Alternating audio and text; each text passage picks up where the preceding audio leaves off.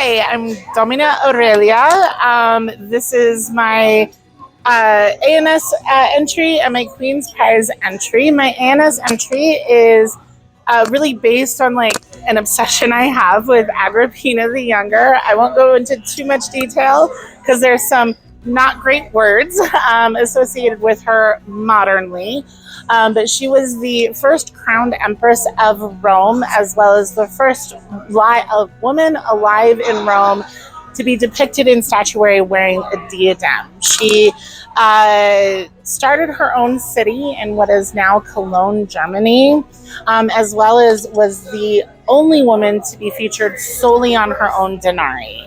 If you want more information, I highly recommend her biography, Agrippina, the Most Extraordinary Woman in the Roman World by Emma Suffin. What I did over here was I recreated the dress that was on a relief of her crowning Nero, who was her son. The dress had actually a lot of very fine tailoring details, including a more fitted upper body and a much fuller skirt, which is not something we expect to see from what we've been told in Roman clothing. Along with that, the sleeves are actually pleated up top. There's no way to recreate what's in the image of the relief without pleating the sleeves. It's important to keep in mind that in Roman art and Roman statuary carvings, etc., they were very realistic. There was very little interpretation done, and they also used live models. So it is reasonable to infer that the model was wearing something similar to this, if not exactly like this, during the construction of this relief.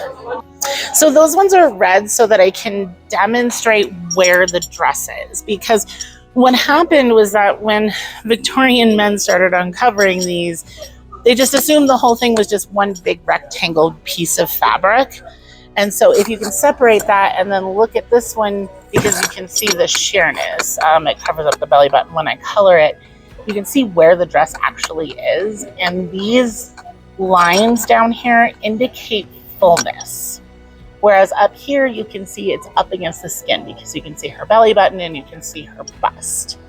So that indicates that Roman women did not wear rectangles and tubes necessarily. It indicates that they wore more tailored clothing. And so I have it colored so that you can see where the dress is and you can differentiate between the dress and the palla. Because pallas are so voluminous and so big, for a lot of the statuary that people go by, the palla covers up 90% of the dress. On this one here, this is a replication of the hairstyle that Agrippina the Younger would have worn earlier in her life. I originally was going to do this style on the cosmetology head, but it could not take the heat of the curling iron. Yes, they had curling irons in ancient Rome. And so I decided to opt for an earlier style because it didn't have the curls. The interesting thing is the curls destroyed the hair on this head, just like curling hair in ancient Rome did destroy women's hair. It's the reason why they wore wigs. Wigs were so popular in ancient Rome, we have to this day found 25 marble busts with removable wigs.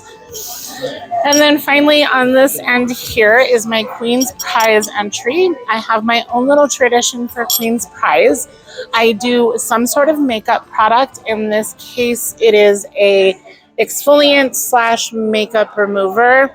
It is made with frankincense, myrrh, barley, desert salt, and fennel, which is all ground down to almost a fine powder and then just incorporated with barley juice. It is really fantastic, smells amazing. The reason why I do a cosmetic for Queen's Prize is, one, ancient Roman cosmetics are my specialty, and two, it gives me an excuse to be able to give Her Majesty something that I've made. So I always give her a duplicate of whatever I make. So some of the materials, stitching, seam finishing that we have found that can be related to, like, we can look at stuff from like Persia and Egypt, because the environment is dry enough to have some of the fabrics and clothing intact. And what we know is, like for instance, in Turkey, there's Aphrodisias, which is actually where that relief is found. Aphrodisias loved Agrippina the Younger and her family because they worshipped Aphrodite. And Agrippina was from the Julio-Claudian bloodline, and Julius Caesar claimed to be a descendant of Aphrodite. So they worshipped that bloodline. So you can find extents from those areas, and we know that Rome was in touch with those areas. So we can infer that there would have been style crossover, because the women in Rome wanted stuff from wherever Rome expanded to. So yes and no. For the hairstyles, there are actually technically extant examples, because the women in Rome wore wigs that were made from real human hair, and we have found intact wigs.